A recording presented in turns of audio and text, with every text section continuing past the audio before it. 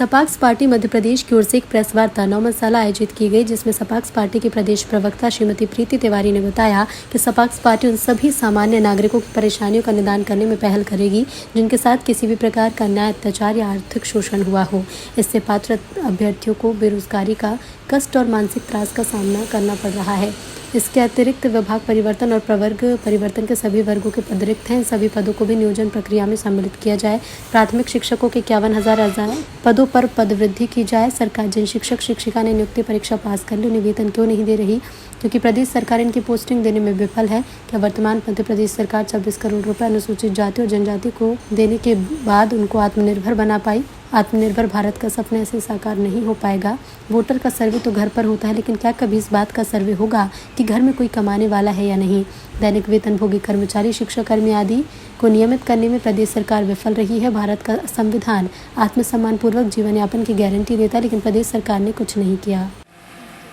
कितने दिनों से आप लोग धरना प्रदर्शन कर रहे हैं और अभी तक क्या आपसे किसी अधिकारी या कर्मचारी मतलब अधिकारी या मंत्री जी यहाँ से कोई मिलने के लिए आएगा? सर, हम 8 मई से धरना प्रदर्शन आंदोलन कर रहे हैं। 22 मई 2022 से भूख हड़ताल भी हमारे साथियों ने की। मैं खुद भी भूख हड़ताल पर थी, परंतु मेरे ससुर का आकस्मिक निधन हो जाने के कारण मुझे भूख हड़ताल छोड़नी पड़ी।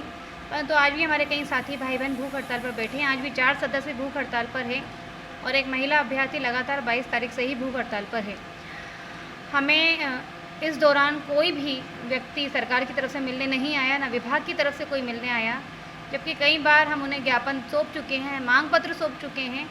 उन्हें पता है समस्या कहाँ है और उनके वो विभाग की जो आला अधिकारी हैं, आयुक्त मैडम है, वो बोल देती हैं कि हमारे हाथ बंधे हुए हैं, हम इसके आगे कुछ नहीं कर पाएंगे, जो करेगी सरकार करेगी। सरकार अर्थात मंत्री जी, मुख्यमंत्री जी, उनके संज्ञान में भी संपूर्ण बातें हैं। उन तक भी ज्ञापन आवेदन के द्वारा पहुँचाया जा चुका है, परंतु उन्होंने आश्वासन के सिवा आज तक कुछ नहीं दिया। यहाँ तक कि हम मंत्रालय और जेडी ऑफिस तक भी संपर्क कर चुके हैं। उनका भी कहना है कि हम तो सब करने को तैयार है, लेकिन विभाग हमें लिख कर नहीं दे रहा है। तो आपके चैनल के माध्यम से मैं ये बात कहना चाहूँगी कि अगर विभाग अपनी समस्याएं सरकार को नहीं बताएगा, अपने ऊपर के ऑफिसर्स को इसके बारे में नहीं बताएगा, तो समस्या का समाधान कभी नहीं होगा, वो जस की तस बनी रहेगी। अतः निवेदन है कि वो जिस भी ऊपर उनके अधिकारी वर्ग हैं उनको फाइल बनाकर सौंपे, मसौदा तैयार करें कि इस समस्या का निराकरण किस तरह से हो सकता है वो करें, क्योंकि प्रथम काउंसलिंग के उच्च माध्यमिक शिक्षकों के 5,935 पद तथा माध्यमिक शिक्षकों के 2,335 पद आज भी रिक्त हैं। पात्र अभ्यर्थी उपलब्ध हैं, तो ऐसी क्या आवश्यकता पड़ गई कि विभाग को आनन फानन में 2023 की चयन परीक्षा का आदेश निकालना पड़ा? क्यों निकाला? क्योंकि जब पहले से ही रिक्त पद हैं और अभ्यर्थी हैं, तो आपने नई भर्ती क्यों निकाली? एक तरफ आप कहते हो पद नहीं है, पद नहीं थे तो 23 की भर्ती कैसे आ गई?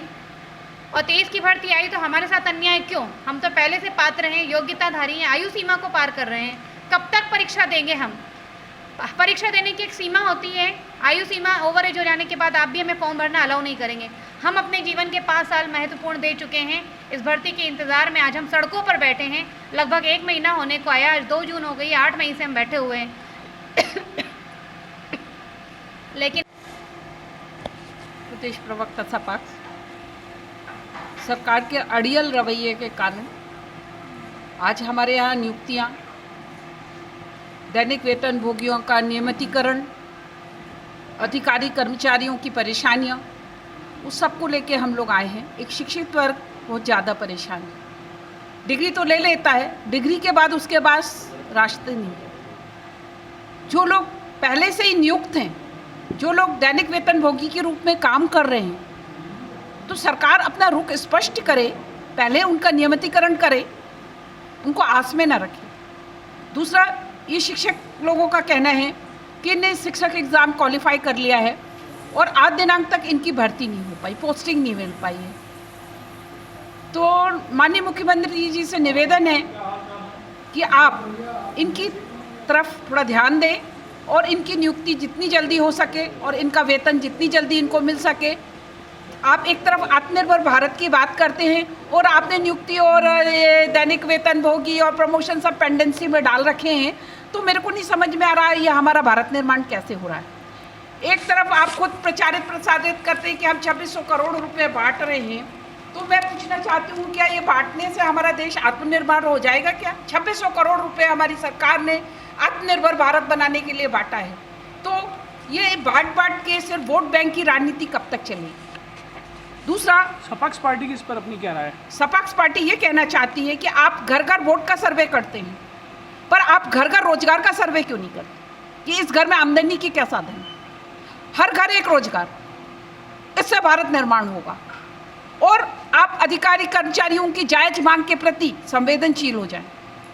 दूसरी बात, समाज का सबसे पीड़ित वर्ग है विधवा नारी, उनके प्रति अपना रुख स्पष्ट करें जो भी सरकार बनती है, क्योंकि उनके बच्चों का लालन पालन एक समाज का वंचित वर्ग है।